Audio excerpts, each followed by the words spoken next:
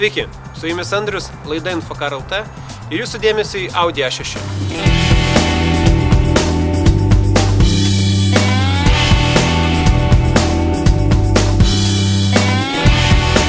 Mūsų šios dienos herojaus egzempliorių parduota pasaulyje tiek daug, kad ir visokiausių istorijų, tiek siaubo, tiek ir gerų atsiliepimų yra labai daug.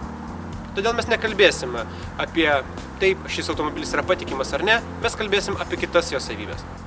Šis vokiečių verslo klasės automobilis yra pakankamai konservatyvių formų, bet pasižymi viena išskirtinė savybė – tai agresyvios priekinės grotelės. Šios laidos Audi A6 galas įgavo naujų ryškesnių linijų ir pakeitė prieš tai buvusią Audi A6 labai jau nuožulnią optiką. Nors automobiliui yra daugiau negu 10 metų, bet dėka konservatyvaus dizaino jis ir šiandien atrodo pakankamai neblogai. Jei kas ir stebina šiame automobilyje, tai nežmoniško dydžio bagažinė. Joje be jokių sunkumų pasislepia didžiulė vaikiška kėdutė. Įsėdus į šio automobilio galą gali pasijusti kaip Angela Merkel. Ir tai parodysiu kodėl. Net maksimaliai atitraukus sėdynės į galą, aš vis tiek nesiremiu keliais į sėdynės atlošą. Na, tikrai be proto daug vietos. Tas pats ir galvai. Vietos, kaip be atsisėstum, jos vis tiek užtenka. Ir yra 12 voltų lizdas pasikrauti savo mobilų telefoną ar kompiuterį. Ir nors šis automobilis yra tikrai didelis, komforto vietoj užteks tik 2. Nes jeigu teks priglausti trečiai ir jis sėdės per vidurį, jūs remsitės pečiais. Automobilio ergonomikai, atsižvelgiant į tai, kad jam 11 metų, ergonomikai priekaištų neturiu.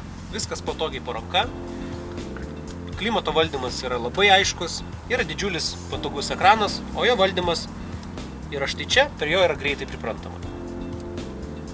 Šis egzempliorius yra su automatinė pavarų dėže, taip pat yra galimybė rankiniu būdu reguliuoti pavaras tiek ant svirtės, tiek yra ant specialių auselių už vairo.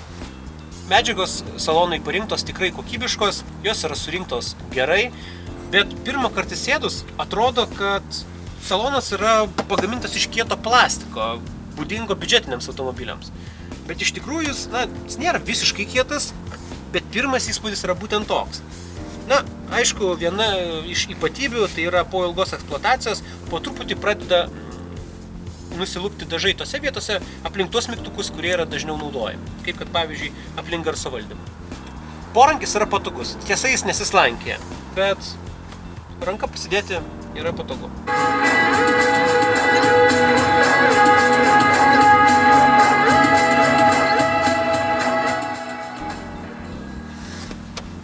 Garso aparatūra nebloga.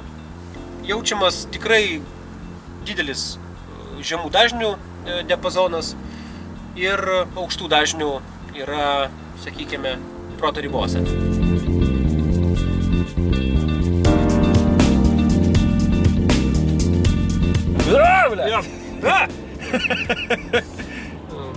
Automobilis yra nemažas, bet tikėjausi minkštesnės pakabos.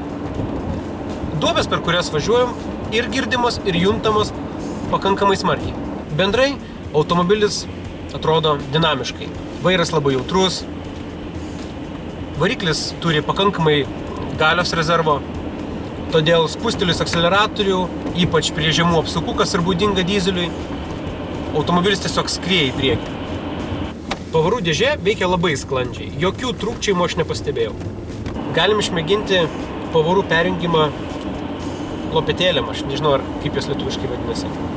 Jungiame į rankinį perjungimo režimą ir bandom numest pavarą žemyn.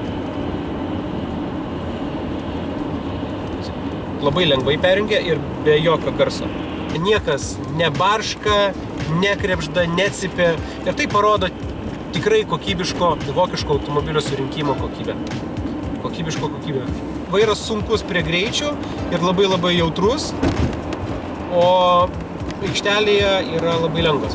Galinio vaizdo stiklas pakankamai didelis, veidrodėliai dėkingos formos. Todėl apžvalga automobilio 360 laipsnių yra gera.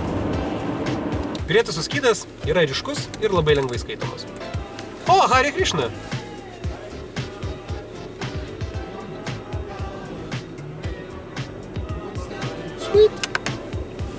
Gerai.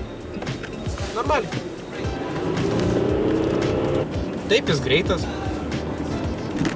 Taip jis puikiai laiko kelią.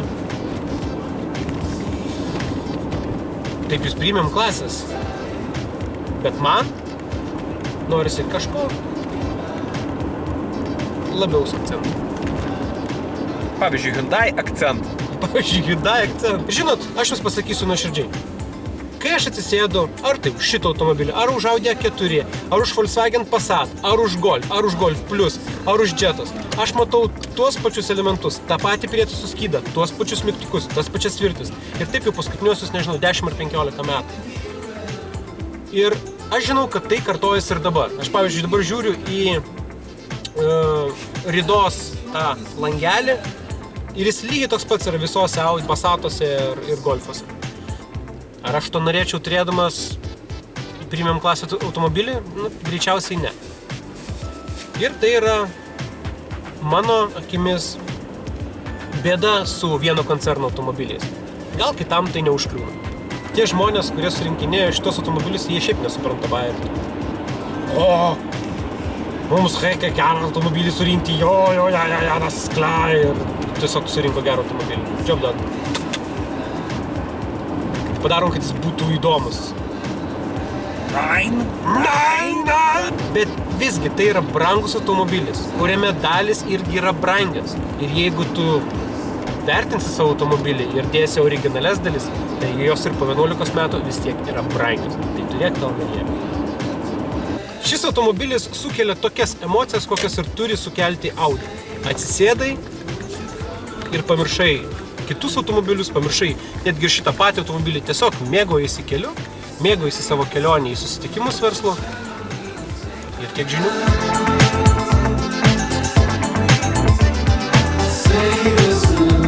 Su jumis buvau aš, Andrius ir Infokar.lt. Iki kito karto.